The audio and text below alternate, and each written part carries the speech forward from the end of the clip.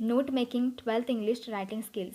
Hello friends, welcome back to grow with all. Friends, तुम्हाला तर माहितीच आहे की रायटिंग स्किल्स हा जो पॉईंट आहे तो आपण सध्या आपल्या चॅनलवरती डिस्कस करत आहोत. आणि त्यामधील जो 3.1 आता समरी रायटिंग आणि 3.2 म्हणजेच माइंड मॅप्स आपण मागील व्हिडिओमध्ये आपले डिस्कशन करून झालेले आहेत. आणि जर फ्रेंड्स तुम्ही त्या व्हिडिओज बघून घेतला नसेल तर सगळ्यात प्रथम त्या व्हिडिओज बघा, ठीक आहे. आणि नोट मेकिंगसाठी तर सगळ्यात प्रथम मी तुम्हाला इथं सजेस्ट करेनच की तुम्ही माइंड मॅप ही पहिल्यांदा व्हिडिओ बघून घ्या आणि त्यानंतरच मग नोट मेकिंग ही व्हिडिओ बघा, ठीक आहे. सो बघा, आजच्या व्हिडिओमध्ये आपण नोट मेकिंगमध्ये याबद्दल डिस्कशन करायचं आहे.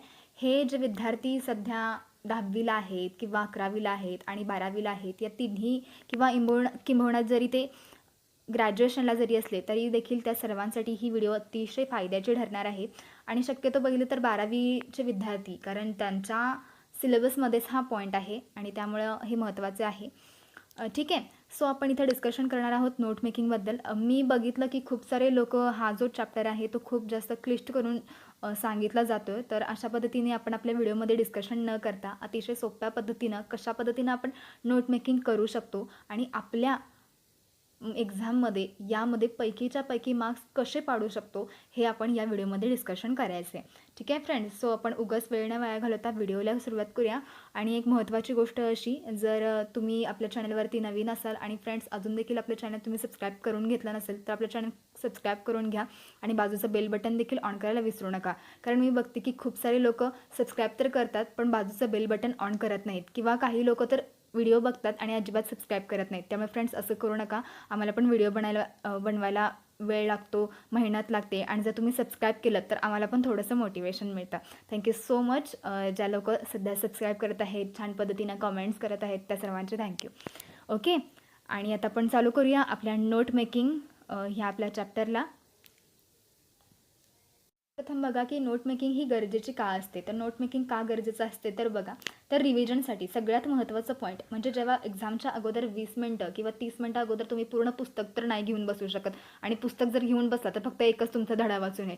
पण त्याऐवजी जर तुमच्याकडे नोट्स रेडी असतील तर तुम्ही खूप छान पद्धतीने तुमचे क्विक रिव्हिजन करू शकता. आणि रिव्हिजनच्या दृष्टिकोनातून बघाल तर मला तर खूप फायदा झाला आहे. म्हणजे मी स्कूलमध्ये असताना देखील आणि अजून देखील कॉलेजमध्ये असताना मी हे रिव्हिजनचा ही टेक्निक, नोट मेकिंगची टेक्निक रिव्हिजनसाठी यूज करते.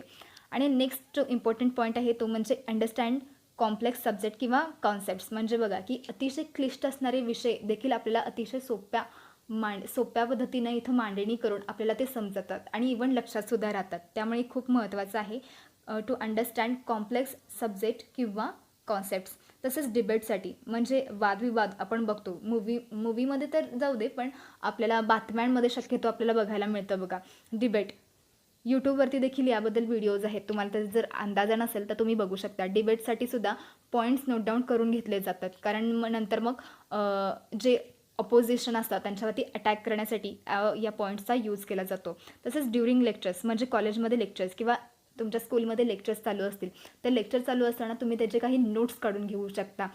म्हणजे शिक्षक शिकवत आहेत आणि त्यानुसार जर तुम्ही काही पॉईंट्स पण काढून घेत राहाल तर त्याचा तुम्हाला जास्त फायदा होतो. किंवा जस्ट फक्त लिसन करण्यापेक्षा जर तुमचा हात पण त्यामध्ये रायटिंग पण जर तुमचं चालू असेल, म्हणजे तुम्ही पॉईंट्स पण काढून घेत असाल तर त्याचा तुम्हाला थोडंसं जास्त फायदा होतो. सेकंड इम्पॉर्टंट थिंग आहे ते म्हणजे प्रेझेंटेशन. तर खूप जास्त प्रेझेंटेशनसाठी नोट मेकिंगचा खूप यूज केला जातो. सध्या तर तुम्हाला त्याचं इतकंसं तुम्ही केलं नसाल प्रेझेंटेशन वगैरे, पण जेव्हा तुम्ही ग्रॅज्युएशन लेवलला जाल त्यावेळेला याचा यूज खूप जास्त करण्यात येतो. तसेच जर महत्त्वाची गोष्ट आहे ती म्हणजे स्पीचेससाठी. म्हणजे ज्यावेळेला आपण वक्तृत्व किंवा कुठल्याही गोष्टी म्हणजे पॉलिटिशियन पण कोणती तरी घ्या, त्यावेळेला ते ते जेव्हा स्पीचेस देत असतात त्यावेळेला ते पत्रकार वगैरे बघा तर त्यांचे काही नोट डाऊन करत असतात, त्यांचे काही बोलण्यातून जे पॉईंट वगैरे असतात ते. सो अशा गोष्टी आहेत, या सर्वांसाठी आपल्याला नोट मेकिंग खूप महत्त्वाची असते. आता अर्थात तुम्हाला हे पेपरमध्ये तर काय विचारलं जाणार नाही की त्याचे युजेस काय सांगा, पण इथं हे महत्त्वाचं आहे आणि तुम्हाला नेहमीच फक्त परीक्षेपुरतं याचा विचार न करता तुम्ही ह्याचा विचार तुमच्या रिअल लाईफमध्ये देखील करावा, अशी इथून आपल्याला इच्छा व्यक्त होताना दिसते. ठीक आहे. सो आता आपण बघू. तर या ठिकाणी बघा आपल्याला टाईप्स सांगितले गेलेले आहेत इथं नोट मेकिंगचे. तर जर बघितलं गेलं तर नोट मेकिंगचे 2 टाईप्स पडतात. एक म्हणजे लाईन बाय लाईन आणि दुसरं ते म्हणजे माइंड मॅप्स. आता लाईन बाय लाईन म्हणजे कसं असतं, तर एक म्हणजे एक हेडिंग दिलं जाणार, त्यानंतर मग त्याचं सब हेडिंग, आणि त्यामध्ये पण जर आणखी पण सब हेडिंग तुम्ही देऊ शकता, आणि त्यामध्ये मग तुमचे जे काही डिटेल्स असतील ते, म्हणजे फॉर एक्झाम्पल जर आपण पोल्युशन पकडलं, पोल्युशन हे जर टायटल होत असेल, पोल्युशन टायटल झाल्यानंतर मग त्याचे सब हेडिंग्स काय होतील, तर मग घ्या की एअर पोल्युशन घ्या, वॉटर पोल्युशन घ्या, असे. मग हे वॉटर पोल्युशन असेल किंवा एअर पोल्युशन असेल, तर हे त्याचे सब हेडिंग्स झाले. आणि मग त्यामध्ये पण जर तुम्हाला कशा पद्धतीनं हे त्याचं इफेक्ट करतं किंवा कशा पद्धतीनं हे एअर पोल्युशन होतं, हे सगळं जर द्यायचं असेल, तर ते सब हेडिंग्समध्ये या सर्व बाकीच्या गोष्टी आल्या जातील. मग ह्याला आपण लाईन बाय लाईन असं म्हणतो. आणि जर ते बाकीचं जे माइंड मॅप आहे, जो दुसरा प्रकार आहे, तो आपण यासाठी एक सेपरेट व्हिडिओ बनवली आहे, आणि जो पूर्वीचा चॅप्टर पण होता 3.2, आणि यावरती आपण एक पूर्ण डिटेलमध्ये व्हिडिओ बनवली आहे. आणि जर तुम्ही ती व्हिडिओ पूर्णपणे बघितली नसेल, तर फ्रेंड्स पहिला जाऊन ती व्हिडिओ बघून घ्या. मी पहिल्यांदासुद्धा हे मेन्शन केलेलं आहे, आणि प्लीज फॉरगेट करू नका, आणि हे नक्की बघा माइंड मॅप्सवरती. आता पण इथं डिस्कशन माइंड मॅपवरती करायचं नाही आहे, तसं करायला गेलं तर खूपच जास्त आपली लेंदी व्हिडिओ होईल.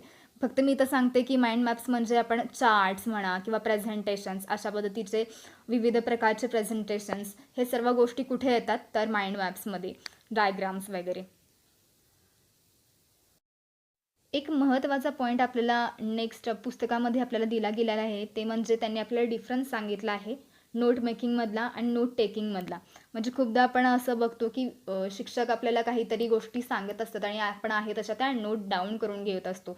त्याला आपण काय म्हणतो, तर नोट टेकिंग. म्हणजे दुसऱ्याकडून आहे तशा गोष्टी जस्ट स्वीकारणं, त्याला आपण काय म्हणायचं, तर नोट टेकिंग. पण नोट मेकिंग ही एक वेगळी प्रोसेस आहे. नोट मेकिंगमध्ये तुम्ही स्वतःपासून एखादी गोष्ट तयार करत असता. म्हणजे पुस्तक तुम्ही स्वतः घेऊन बसताय, तुम्ही ते वाचून काढताय, आणि त्यामधील तुम्हाला जे गोष्ट तुम्हाला महत्त्वाच्या वाटत आहेत त्या अंडरस्टँड करण्यासाठी तुम्ही ज्यावेळेला स्वतःहून नोट मेकिंग करताय, त्याला आपण नोट्स बनवणं असं म्हणतो. आणि नोट टेकिंग म्हणजे जस्ट कुणीतरी तुमचे फ्रेंड्स असतील, कुणीही तुमचे टीचर्स असतील, ते तुम्हाला जस्ट देणार, आणि तुम्ही त्या गोष्टी आहेत अशा उतरून काढण्या वहीमध्ये, त्याला आपण नोट टेकिंग असं म्हणतो. आणि स्वतःहून बनवणं ही एक नोट मेकिंगची प्रोसेस आहे. या ठिकाणी त्यांनी आपल्याला डिफरन्स सांगितलेले आहेत, ते तुम्ही वाचून येऊ शकता. म्हणजे फ्रेंड्स, इथं आपल्याला इतकं तरी लक्षात येतं की नोट मेकिंग ही पूर्णतः ॲक्टिव्ह प्रोसेस आहे, आणि ही जी नोट टेकिंग ही जी प्रोसेस आहे ती पूर्णतः पॅसिव्ह प्रोसेस आहे. त्यामध्ये तुम्हाला जास्त काही तुमच्या मेंदूचा यूज करावा नाही लागत. नोट मेकिंगमध्ये तुम्हाला पूर्णपणे तुमचे सर्व जे ज्ञानेंद्रिय असतील, म्हणजे तुमचं डोळ्यांचा वाचनासाठी किंवा तुमच्या तोंडाचा, हातांचा, सर्व लिहिण्यासाठी वगैरे सर्व मेंदूचा मेन म्हणजे इथं यूज होतो नोट मेकिंगमध्ये. आणि नोट टेकिंगमध्ये जस्ट तुम्ही घेणार तुमच्या हँडचाच इतकाच शक्यतो बघितलं तर यूज होतो. म्हणजे पूर्णतः ही तितकंसं पण मेंदू लावावा लागत नाही नोट टेकिंगमध्ये, पण नोट मेकिंगमध्ये आपल्याला इथं मेंदू लावावा लागतो. अर्थात यावरती देखील आपल्याला क्वेश्चन बनणार नाही आहे एक्झाममध्ये, पण हे खूप गोष्ट महत्त्वाची होती की डिफरन्स काय आहे. आता सगळ्यात इम्पॉर्टंट पॉईंट आपण इथं डिस्कस करायचा आहे, तो म्हणजे काय आहे, तर ज्या वेळेला आपण हा क्वेश्चन सोडवणार त्यावेळेला नेमकं करायचं काय, म्हणजे सगळ्यात इम्पॉर्टंट पॉईंट आहे हा, आणि हा अजिबात स्किप करू नका, कारण आपण अशाच काहीतरी महत्त्वाच्या टिप्स अँड ट्रिक्स आपल्या व्हिडिओमध्ये सांगत असतो. त्यामुळे अजिबात आत्ताच ही जी वेळ आहे, जर मी सुरुवातीलाच सांगितलं असतं किंवा कुठेतरी सांगितलं असतं तर तुम्हाला कळालं नसतं. त्यामुळे प्रथम मी तुम्हाला नोट मेकिंग अर्थात असतं काय, किंवा त्यानंतर मग नोट मेकिंगचे यूज काय होतात, किंवा नंतर मग डिफरन्सेस काय आहेत नोट मेकिंग किंवा नोट टेकिंगमध्ये, ते सगळं झाल्यानंतर तुमच्या चांगलं लक्षात आलं असेल की ॲटलिस्ट नोट मेकिंग ही कोणती आयडिया आहे हे तुम्हाला कळालं असेल. यानंतरच मी तुम्हाला आता पेपरमध्ये ज्यावेळेला आपण सोडवणार नोट मेकिंग, ते नेमकं करताना कोणत्या गोष्टी लक्षात ठेवल्या पाहिजेत त्याबाबत मी तुम्हाला इथं माहिती सांगणार आहे. ह्या अजिबात हा पॉईंट तुम्ही स्किप करायचा नाही आहे बघा फ्रेंड्स. तर काय आहे, सगळ्यात पहिला पॉईंट तो म्हणजे डोंट यूज सेंटेन्सेस. म्हणजे कधी पण नोट मेकिंग करताना, म्हणजे नोट्स तुमच्या स्वतःच्या नोट्स काढताना पूर्णपणे सेंटेन्सेसचा यूज अजिबात करायचा नाही. म्हणजे जर आहे तसे पुस्तकामध्ये पूर्ण सेंटेन्स आहे, म्हणजे पहिल्या एका पूर्णविरामापासून संपल्यापासून दुसऱ्या पूर्णविरामापर्यंत हे जे सेंटेन्स आहे पूर्ण ते आहे तसं उतरून काढायचं नसतं, कधीच काढायचं नसतं नोट मेकिंगमध्ये. सगळ्यात महत्त्वाचा पॉईंट आहे, लक्षात ठेवाच. यामध्ये कधी पण तुम्ही छोटे छोटे जे फ्रेजेस असतात त्या फ्रेजेसचा यूज करायचा कधी पण नोट मेकिंगमध्ये. म्हणजे काहीतरी विद्यार्थ्यांना मी बघितलं की ते हायलायटर पेनचा वापर करतात आणि पहिल्यांदा पुस्तकामध्ये हायलाईट करतात आणि नंतर मग नोट मेकिंगच्या नावाखाली ते आहे तसे सगळे सेंटेन्सेस उतरून काढतात. पण याचा काही उपयोग आहे? म्हणजे जर तुम्ही आहे तसे सेंटेन्स यूज करत असाल तर ते नोट मेकिंग होणारच नाही. त्यामुळे कधी पण छोटे छोटे फ्रेजेसचा यूज केला पाहिजे. म्हणजे एखादा असा शब्द की तो शब्द वाचल्यानंतर तुम्हाला पूर्ण त्या चॅप्टरची म्हणा किंवा पूर्ण त्याच्याशी रिलेटेड ज्या काही गोष्टी असतील त्या तुम्हाला आठवल्या पाहिजेत. यामुळेच तुम्ही म्हणजे सेंटेन्सेसचा यूज तर करायचा नाही नोट मेकिंगसाठी. दुसरा महत्त्वाचा पॉईंट म्हणजे असा की डोंट यूज हेल्पिंग वर्ड्स. म्हणजे हेल्पिंग वर्ड्स म्हणजे वर्ब्स कोणते आले तर जसं की ॲम इज आर आहे, वॉज वे आहे. म्हणजे या गोष्टी ज्या हेल्पिंग वर्ब्स असतात त्यांचा यूज नोट मेकिंगमध्ये कधीच करायचा नसतो. जसं मी तुम्हाला म्हटलं की जे सेंटेन्स कंप्लीट सेंटेन्स करायचं नाही कधी. ग्रामरवरती पण जास्त फोकस देत बसू नका. त्याचा पण तितकाच आपण नोट मेकिंगमध्ये फायदा म्हणजे त्याचा काही अर्थ नसतो उगाचच व्यवस्थित आहे तसं. इथं काय असतं की जास्तीत जास्त इन्फॉर्मेशन आपल्याला कशी कळली पाहिजे कमीत कमी स्पेसमध्ये. म्हणजे स्पेस तर अतिशय कमी यूज करायचा पण ज्ञान तुम्हाला पूर्ण मिळालं पाहिजे. ज्ञान मिळण्यामध्ये कोणतीही तिथं शॉर्ट फॉर्म यूज करायचा नाही. पण इथं तुम्ही नोट मेकिंगसाठी शॉर्ट फॉर्म यूज केला तर चालतो. म्हणजे शॉर्ट फॉर्मच यूज करायचे. जसे की आता समजा डिपार्टमेंट असं तुम्हाला लिहायचं असेल तर त्याचा शॉर्ट फॉर्म काय तर DEPT हा त्याचा शॉर्ट फॉर्म आहे. किंवा टेलिफोन तर TEL टेलिफोन. ते तुम्हाला कळलं पाहिजे. हे शॉर्ट फॉर्म्सचा यूज तुम्ही इथं कळलं पाहिजे. अर्थात मी तुम्हाला म्हटलं की कमीत कमी स्पेसमध्ये जास्तीत जास्त इन्फॉर्मेशन तुमच्यापर्यंत आली पाहिजे. पण कमीत कमी स्पेस हे तुम्ही डोक्यात ठेवाच नोट मेकिंगसाठी. तसेच हायलाईट पॉईंट्स म्हणजे तुम्ही एकदा नोट मेक केल्यानंतर तुम्ही त्यानंतर त्याच्या पेन्सिलीने किंवा काही तर तुमच्या हायलायटरने तुम्ही ते हायलाईट करू शकतात. पण चुकूनसुद्धा अशा हायलायटर किंवा अशा कलरचा वापर तुमच्या एक्झाममध्ये करू नका. मी इतर वेळचं सांगते ज्यावेळेला तुम्ही तुमच्या एक्झामच्या दृष्टिकोनातून असंच बनवत असाल नोट्स. पण एक्झाममध्ये तुम्ही कुठल्याही हायलायटर्स यूज करू नका. पेन्सिल किंवा पेनाचं तुम्ही अंडरलाईनसाठी यूज करू शकता एक्झाममध्ये. त्यामुळे हायलाईट पॉईंट करणं ही देखील एक प्रेझेंटेशनचा भाग होतो. हेडिंग सब हेडिंग द्यायला अजिबात विसरायचं नाही. हा तर त्याचा पॉईंटच आहे. म्हणजे बघा जर आपण नोट मेकिंग करतोय तर सगळ्यात प्रथम तर आपण इथं हेडिंग देणार, त्यानंतर मग सब हेडिंग देणार, त्यानंतर मग अजून पण सब हेडिंग देऊ शकता आणि त्यानंतर मग तुमचे जे काही पॉईंट्स म्हणते पॉईंट्सच लिहून काढायचे. नाहीतर असं नाही की हेडिंग दिलं सब हेडिंग दिलं आणि नंतर मग पुन्हा आहे तसे वाक्य लिहून काढले त्याचा काही उपयोग होणार नाही. आणि मग जे महत्त्वाचं आहे पॉईंट 6वा तो म्हणजे प्रेझेंटेशनचा. प्रेझेंटेशन पण छान पद्धतीने दिसलं पाहिजे. नीटनेटकं मुद्देसूद सगळ्या गोष्टी दिसल्या पाहिजेत. त्यामुळे प्रेझेंटेशन देखील इम्पॉर्टंट आहे. सो हे जे पॉईंट आपण बघितले टोटल 6 पॉईंट्स आहेत आणि ते तुम्ही व्यवस्थित लक्षात ठेवाच कधीही नोट मेक करताना. एक्झाममध्ये तुम्हाला कशा पद्धतीने आता क्वेश्चन बनणार आहेत म्हणजे इथं तुम्ही बघू शकताय की अशा पद्धतीने तुम्हाला इथं एखादा पॅरा दिला जाईल आणि तोच पॅरा तुम्हाला एकदा रीड करायचा आहे. आणि रीड करत असताना फ्रेंड्स अजून एक महत्त्वाची गोष्ट लक्षात घ्या की ज्यावेळेला तुम्ही रीड करताय आणि त्यावेळेला तुम्हाला काहीतरी महत्त्वाच्या गोष्टी वाटत आहे तर त्या तुम्हाला अशा खाली हायलाईट करायच्या आहेत. पेन्सिलीनं तुम्ही असं एक्झाममध्ये देखील हायलाईट करू शकता. असं तुम्हाला जे जे महत्त्वाचे पॉईंट्स वाटतील ते तुम्ही हायलाईट करायचे आणि नंतर मग जे त्याच्यावरती जे क्वेश्चन असणार आहेत हे नक्कीच तुम्ही सर्व म्हणजे जे तुमचे पॅसेज रायटिंग वगैरे सगळं असेल म्हणजे उतारावरून उत्तरे सगळ्याच ज्या गोष्टींसाठी जे की समरी रायटिंग म्हणा किंवा माइंड मॅप सगळ्यांसाठी ज्यासाठी पॅसेज आहेत त्यावेळेला तुम्ही ही रीड करता असताना ही टेक्निक यूज करू शकता. 2दा रीडिंग करायचं आहे आपल्याला. एकदा करताना तुम्हाला त्याच्याखाली पेन्सिलीने असे हायलाईट करायचे आहेत आणि नेक्स्ट वेळेला पण तुम्हाला बघायचे आहेत की कोणता पॉईंट सुटला गेला नाही आणि नंतर मग बऱ्यापैकी जे आपले आन्सर्स असतात तर ते आपले हायलाईट केलेल्या मधूनच असतात. ही इतकं गोष्ट लक्षात ठेवा. त्यामुळे हायलाईट करायला अजिबात विसरू नका तुम्ही पॉईंट्स फ्रेंड्स. ही गोष्ट महत्त्वाची आहे लक्षात ठेवाच. आणि मग हे असे हायलाईट करून झाल्यानंतर मग तुमच्यासमोर असा पॅसेज दिला असा नोट मेकिंग दिला जाईल असा एक मिनिट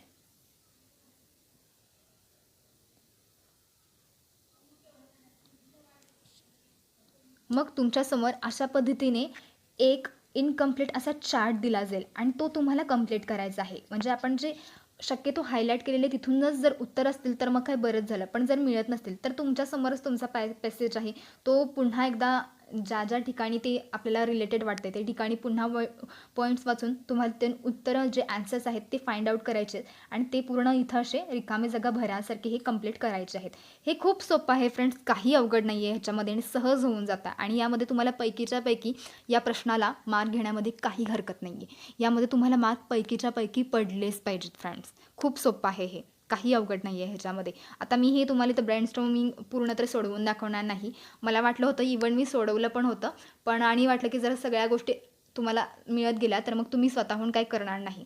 त्यामुळे हे तुम्ही स्वतः सोडवायचं आहे आणि जर तुम्हाला अशी तुमची मागणी असेल की आपण एक लाईव्ह एक्झाम्पल घेऊ, पॅसेज कसा आणि त्याच्यावरून नोट मेकिंग कसं करायचं, तर आपण दुसरा एखादा कुठला तरी पॅसेज घेऊ आणि त्याच्यावरती आपण नोट मेकिंग करूया. पण जर तुम्हाला तसं वाटत असेल तर आणि जर तुम्हाला कॉन्सेप्ट कळाले असेल किंवा जर तुमची प्रॅक्टिस स्वतः येत असेल तुम्हाला करायला, तर मग काय बेस्टच आहे. ठीक आहे फ्रेंड्स, आय होप तुम्हाला व्हिडिओ समजली असेल. ही कॉन्सेप्ट जी होती नोट मेकिंगची ती तुम्हाला कळाली असेल आणि आय होप तुम्हाला व्हिडिओ आवडली असेल. आणि व्हिडिओ जर आवडली असेल तर प्लीज व्हिडिओला लाईक, शेअर आणि सबस्क्राईब करायला प्लीज विसरू नका. प्लीज तुमच्या फ्रेंड्स आणि फॅमिलीसोबत व्हिडिओला शेअर करत चला आणि सबस्क्राईब देखील करत चला.